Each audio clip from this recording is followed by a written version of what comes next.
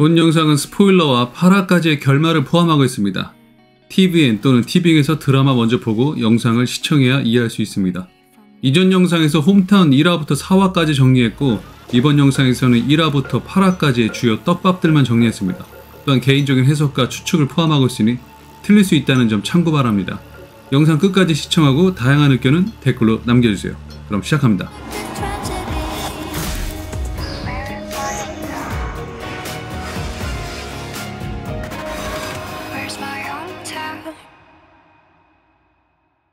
개인적으로 홈타운같이 정답을 명확히 주지 않고 스스로 추리하게 만드는 스타일을 좋아합니다. 그래서 본방도 보고 티빙으로 무삭제판을 다시 봅니다. 그러면 퍼즐 조각 맞춰지듯 드라마가 더 재밌고 흥미로워집니다. 그 조각을 하나씩 맞춰보자면 첫째, 영진교 봉고차. 경진이 첫 등장부터 영진 뇌 탐구 과학 비디오 봉고차를 확인할 수 있습니다. 이하 영진교 봉고차는 마을 곳곳을 다니며 최면 테이프를 틀고 다닙니다. 최영희 집에 들려 비디오 테이프를 두고 간 것도 이 봉고차입니다. 아마 100%는 아니더라도 오래전부터 봉고차를 통해 믹스테이프의 영향을 받고 있는 사주 시민들이 꽤 있다는 걸 짐작할 수 있습니다.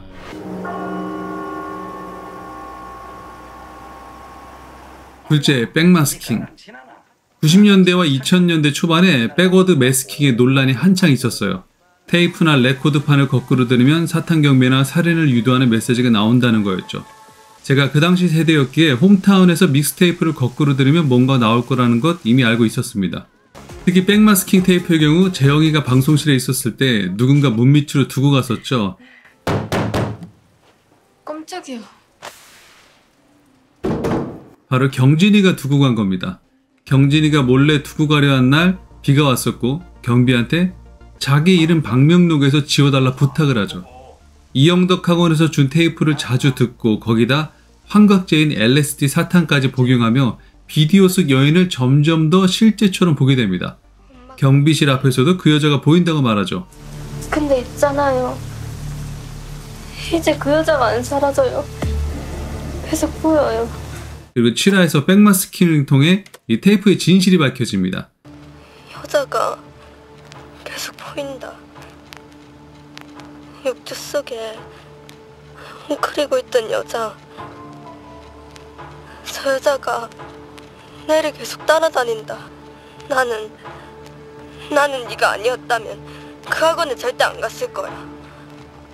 구루, 그 사람 말도 절대 안 들었을 거고. 네가 이 동네로 오지만 않았으면 내한테 이런 일이 일어나지도 않았을 기다. 이제 여자가 점점 더 가까워지고 있다. 그 사람들이 네를 데리러 갈 거다. 과연 네가 도망칠 수 있을까? 나는 너 때문에 죽는 거다.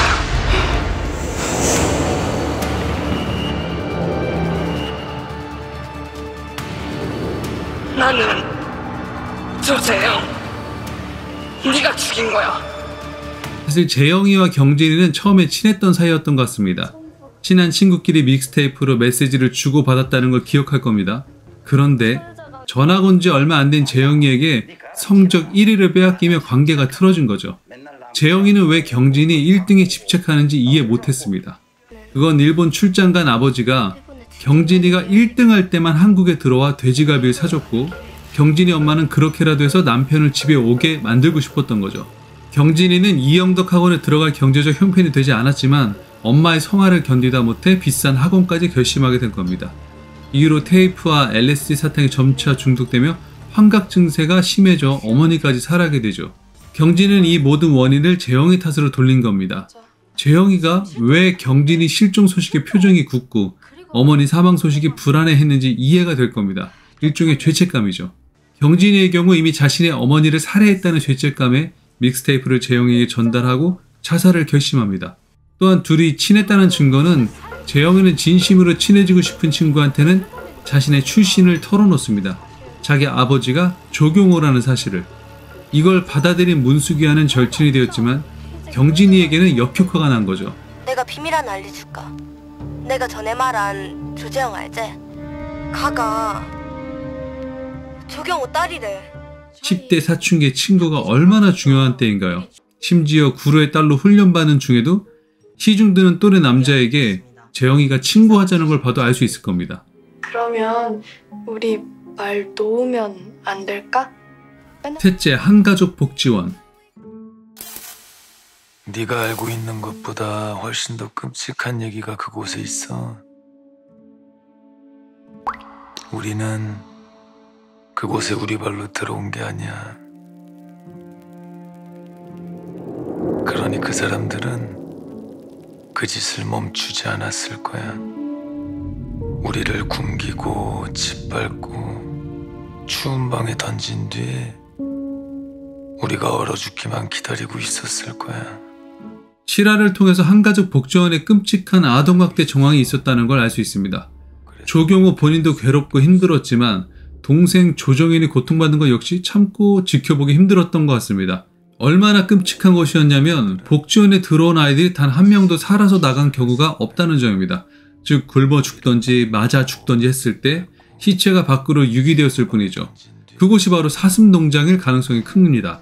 사슴농장은 위장일 뿐이고 죽은 아이들의 시체를 보관하는 곳이죠. 그래서 이민가는 사슴농장까지 복지원을 확장하거나 이전할 계획을 세웠던 겁니다. 어린 조경호는 이러한 진실을 모두 알고 있던 것 같습니다. 그래서 이 결국 끔찍한 곳에서 벗어날 방법은 복지원 선생들을 죽이는 거였겠죠.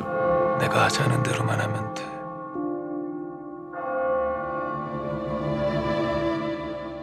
여기가 논란의 여지가 될 부분인데 조경호가 스스로 최면술 또는 어떤 특별한 능력을 각성했다 볼 수 있습니다. 그 능력으로 복지원 선생들에게 단체 최면을 걸어 자살하게 만든 거죠. 그의 능력은 사람만이 아닌 동물에게도 가능하다는 증거가 있습니다. 교도소에서 조경호가 까마귀에게 먹이를 주는 장면, 김한규의 자취방에 피와 검은 까마귀 깃털이 있던 것, 이미 까마귀 정도까지도 컨트롤할 수 있다는 건 명확하다 볼 수 있습니다. 뭐고? 어디서 소리 나노? 수고 많이 하셨습니다, 그동안에. 뭐요? 네? 여기서 조경호의 대사를 기억해야 합니다. 왜 하필 고향인 사주시에서 가스텔을 버렸나요? 하고 구교수가 묻자 실험하기 편해서라고 말합니다.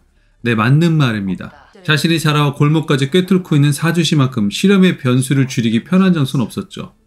또한 복지원 관련 복수의 대상자들도 전부 사주시 시민이라면 더더욱 그랬을 겁니다. 다만 이 실험이 무엇이냐 이겁니다. 그런데 도대체 무슨 실험이 왜 필요하다는 겁니까? 내가 말하는 건 아주 어려운 실험이에요. 상상도 못할 만큼 오랜 시간이 걸리기도 하고요. 조경호가 정연에게 모닥불 앞에서 기억을 지워줄까 묻는 그곳에서 어느 정도 답이 나왔습니다. 사람들이 자꾸 기억을 못하는 잊고 사는 부분이 있다. 그러니 어떻게 하면 절대 잊지 못하게 만들까 고민했다는 대사가 나옵니다. 한가족 복지원의 참혹한 진실을 사람들이 너무 쉽게 잊은 거죠. 누군가는 평생의 지옥 같은 트라우마가 될 일인데. 정연아, 왜 사람들은 전부 다 그냥 잊어버리는 걸까? 왜들 그렇게 하지 않으면 못 견뎌하는 걸까?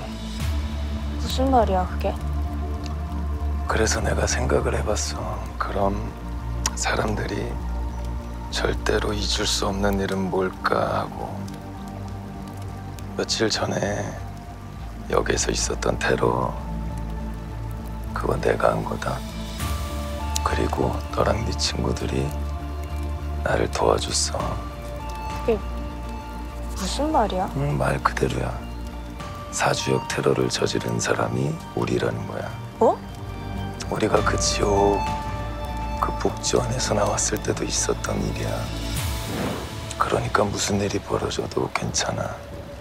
왜냐하면 그때처럼 내가 네 기억을 다 지워줄 수 있으니까. 그는 사주시 전체에 강력하게 각인될 메시지를 심고자 한 겁니다. 그 첫 각인 실험이 바로 1987년 10월 6일 사주역 가스테러 사건입니다. 그의 의도대로 사람들은 10여 년이 지난 지금도 잊지 못하고 있습니다. 다만 잊고 살려고 영진교를 의지하고 있던 거죠. 실험은 아마도 한가족 복지원과 관련하여 사주시 시민들에 대한 심판의 의미를 담고 있지 않나 조심스레 추측해봅니다. 최영인의 아내 임세윤이 말했죠. 자기 아버지 이민관이 복지원에 저지른 끔찍한 일들. 임세윤은 아버지를 증오했고 그 죄로부터 도망치고 싶었던 피해자였습니다. 그래서 최영인과 결혼해 도피처로 사무를 했지만 치안본부에 있던 최영인 형사 역시 악명 높은 형사였던 거죠. 아마도 최영인이 교통사고로 머리를 다치기 전 조경호의 아버지를 어떠한 이유로 심각하게 고문했을 거라 추측됩니다. 복지원 폐쇄 이후 이민관 본인이 저지른 죄를 조경호 아버지에게 누명을 씌웠고 최영인은 그 진술을 받아내기 위해 선을 넘어 고문을 한 것 같습니다. 이 부분이 사슴농장 사건과 관련되었다 볼 수 있습니다. 아무튼 이 과정에서 조경호 아버지는 심각한 고문의 후유증으로 사망하게 됐을 겁니다. 이에 대한 분노로 정연이 오빠는 아버지의 이름 조경호를 자신이 이어봤죠. 일종의 계승 같은 의미라고 할까? 그래서 아버지의 죽음과 관련하여 최영인에 대한 분노가 있었던 건 아닐까 추측됩니다. 거기다 임세윤이 최영인과의 결혼 생활이 행복하지 않다는 것도 알고 있었죠. 복지원에 있을 때부터 임세윤과 가까웠던 조경호 입장에서 최영인에게 좋은 감정을 갖기가 힘들었을 겁니다. 그래서 더더욱 최영인을 조롱하듯 대하죠. 형사님은 아내가 죽고 평생 후회만 하고 살았어요. 그쵸? 날 원망하고 세상을 원망하면서 겨우 버텨온 거고. 어이 조경호. 근데 웃긴 건 당신 안에 쌓여가는 그 분노의 이유가 뭔지 날이 갈수록 알 수가 없게 되어버린 거야. 왜 그런 걸까요? 그건 사실 당신이 아무것도 모르기 때문이에요. 아내가 왜 당신 떠났는지, 왜 아내가 그날 그 시간에 사주역에 있어서 그런 일 당했는지 아무것도 모르고 있기 때문이라고요. 나 이 새끼. 당신 아내가 왜 당신 떠난 줄 알아요? 당신과 그 사람의 아이 구름이가 유산되고 그 사람은 나와 모든 걸 새롭게 시작하고 싶어 했어요. 그리고 나와 함께 일본으로 넘어갔죠.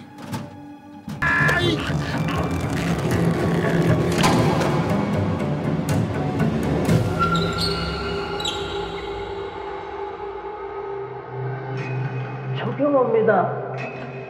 제 이름은 조경호입니다. 그런데 이 목소리는 누구일까요? 어린 조경호의 목소리 같기도 하고 뭔가 고문을 받듯 괴로운 것 같습니다. 혹시 이 장면이 과거 최영인과 관련이 있는 건 아닐까요? 조경호입니다. 제 이름은 조경호입니다. 이 복지관이 뭔가 비밀리에 아이디를 실험하였던 곳일 가능성도 있고 이게 실험이건 고문이건 정연이도 심각하게 당했던 것 같습니다. 그래서 조정현과 조경호의 친부모가 누구인지 더 궁금해지기도 합니다. 여기서 네 번째, 구루 조경호와 임세윤. 자, 여러분들 모두가 궁금해하는 것. 구루가 누구냐? 조경호의 능력은 무엇이냐? 조경호가 이런 말을 하죠. 나는 작은 호수이자 강이자 커다란 바다입니다. 내 품으로 들어오면 반드시 당신은 물 아래의 세계를 마주하게 돼요. 그 물 아래에 뭐가 있는진 당신만이 알고 있고요. 그게 나와 당신이 지금 여기에 있는 이유입니다. 나는 모든 시작, 모든 끝을 보게 되었어. 사방이 이어진 둥근 원으로 된 의식 안에 살고 있어. 나는 시작과 끝을 모두 볼 수가 있단 말이야. 모든 걸 보고 있지. 그러니까 나는 시작과 끝을 모두 볼 수 있다는 말이야. 현재 드라마 진행으로 봐서는 조경호가 구루가 맞습니다. 구루의 대리인 영섭이가 재영이에게는 그분과 같은 에너지가 느껴지지 않는다 말하죠. 느껴지지가 않아요. 후계자님한테는 안 느껴져요. 그분께 느껴지던 그 에너지가. 후계자님이 그분 피를 이어받을 혈육이란 사실을 잊지 마시고 부디 스스로를 좀 되돌아보는 시간을 가지시길 바라겠습니다. 오늘 남은 일정은 쿤달리니를 일깨우는 수행에만 집중하도록 하세요. 쿤달리니는 산스크리트어로 인간 안에 잠재된 우주 에너지를 말합니다. 수련을 통해 이것을 잠에서 깨우는 자는 초인이 될 수 있고 못 깨우는 자는 속인으로 머물게 된다는 겁니다. 그럼 식사하십시오, 후계자님. 또한 교수가 단 한 번의 인터뷰에 조경호 최면에 걸려 넘어오게 되죠. 이미 지퍼라이트 불을 통해서 최면에 걸렸던 겁니다. 그 최면수를 비디오 카메라를 바라보면서도 걸어둡니다. 그래서 조수가 비디오 테이프를 보다 최면에 걸리게 된 겁니다. 이미 드라마는 조경호의 손짓으로 사람들에게 최면을 걸고 있다는 단서를 보여줬었습니다. 다만 이게 단순 최면인지 다른 능력의 각성인지는 더 지켜봐야 할 것 같습니다. 누군가에게 어떤 훈련을 받아 능력이 각성된 건지 아니면 스스로 각성하여 능력이 발현된 건지. 창문 좀 닫을래요? 뭐라고요? 너 창문 닫으라고. 이보세요, 조경호 씨.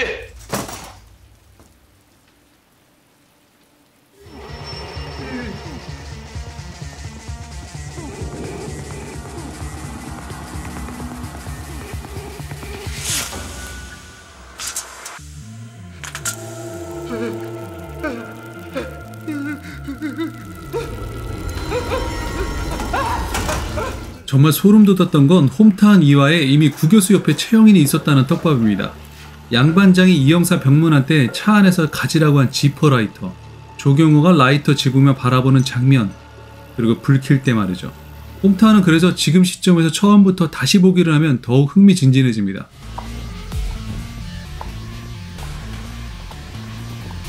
분명한 건 이미 조경호가 수감된 교도소는 사실 조경호의 최면에 다 걸려있다고 봐야 합니다. 그렇게 그가 이렇게 여유롭게 수감될 수 있던 거죠. 교도관 때와 동일하게 일정한 사인만 주면 최면이 발동되는 겁니다.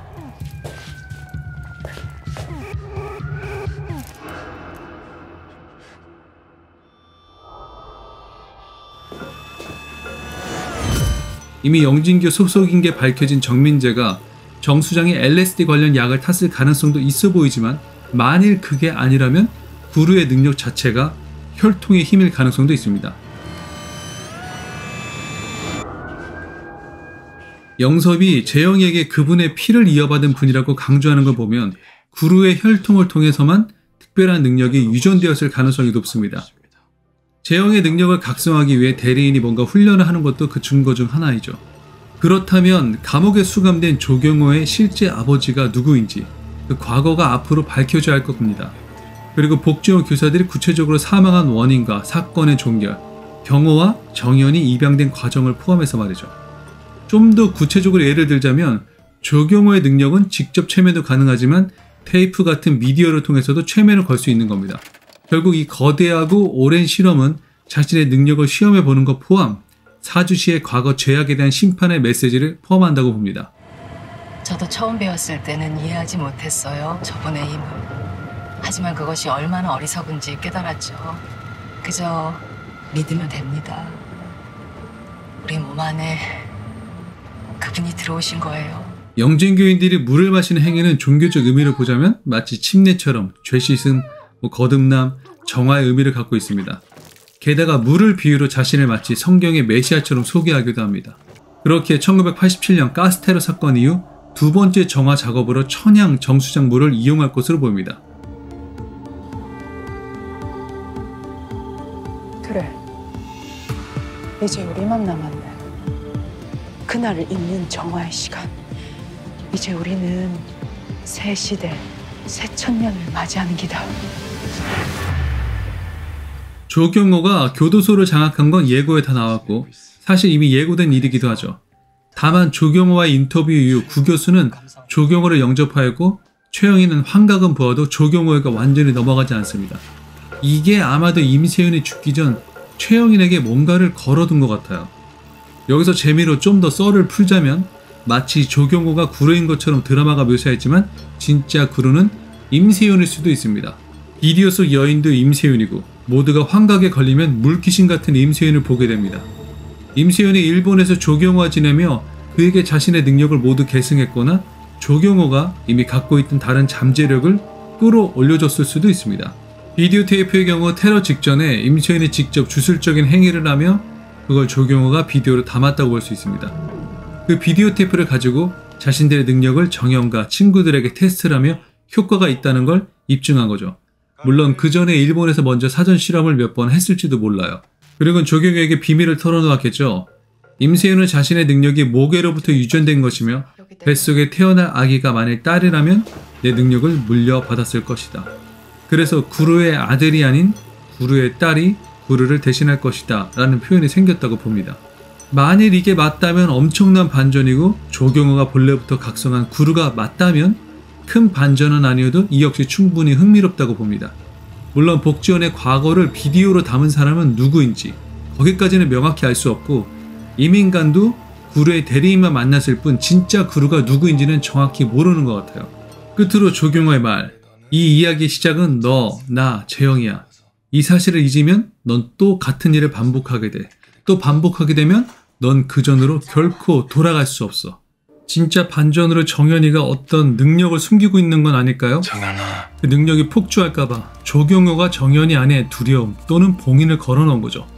같은 실수를 반복하지 않도록. 아직도 조경호의 말이 제 마음에 걸리긴 하네요. 아주 먼 옛날 우리 둘이 복지원을 같이 나올 때 그때 내가 네 안에 그걸 심어놨어. 자, 지금까지 이야기는 저의 개인적인 해석과 추론이며 정답은 아닙니다. 사실 홈타운 같은 미스터리 드라마는 틀려도 이런 재미로 보게 됩니다. 지금쯤 티빙에서 재주행하며 퍼즐 조각들을 맞춰보는 것도 재밌을 겁니다. 여러분의 다양한 해석은 댓글로 남겨주세요. 그럼 구독과 좋아요, 전체 알림까지 부탁하며 지금까지 캡틴 람이었습니다.